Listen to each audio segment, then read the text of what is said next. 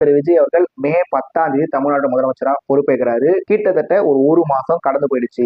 இந்த ஒரு மாசத்துல திரு விஜய் அவர்கள் தமிழ்நாட்டில் இருக்க போதைப் பொருள் கலாச்சாரத்தை ஒழிக்கிறதுக்காக எண்ணற்ற விஷயங்களை பண்ணியிருக்கிறதா தகவல் வந்திருக்கு. ஆனா அதோட எண்ட் ரிசல்ட் என்னன்னு கேட்டீங்கன்னா, திமுக ஆட்சி எப்படி இருந்ததோ அதே மாதிரிதான் தாவேகாவோட ஆட்சி இருக்குது.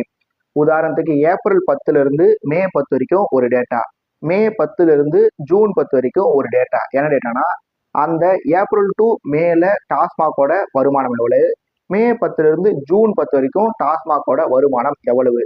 அதே மாதிரி தமிழ்நாட்டுல ஏப்ரல் 10ல இருந்து மே 10க்குள்ள எவ்வளவு ரூபாய்க்கு கஞ்சா விற்கப்பட்டிருக்கும் அப்படின்ற டேட்டாவை யாரால எடுக்க முடியுமா தெரியல. ஒருவேளை எடுத்தோம்னா ஏப்ரல் 10 டு மே 10 எவ்வளவு கஞ்சா, இந்த குட்கான்னு சொல்லி எந்த ஒரு போதைப் பொருள் எடுத்துக்கிட்டாலுமே அந்த காலகட்டத்தில் எவ்வளவு விற்பனை ஆகியிருந்ததோ, மே 10 டு ஜூன் 10 டேட்டா எடுத்தாலுமே டாஸ்மாக் வருமானமா இருந்தாலும் சரி, இதர போதைப் பொருட்களோட வருமானம் எடுத்துக்கிட்டாலுமே சரி, 1-2 மாச டேட்டாவும் ஈக்குவலா இருக்கும். அப்படி இல்லைன்னா போன மாசத்துல கம்பேர் பண்ணும்போது இந்த மாசத்துல வருமானம் அதிகரிச்சிருக்கதான் வாய்ப்பு இருக்கு.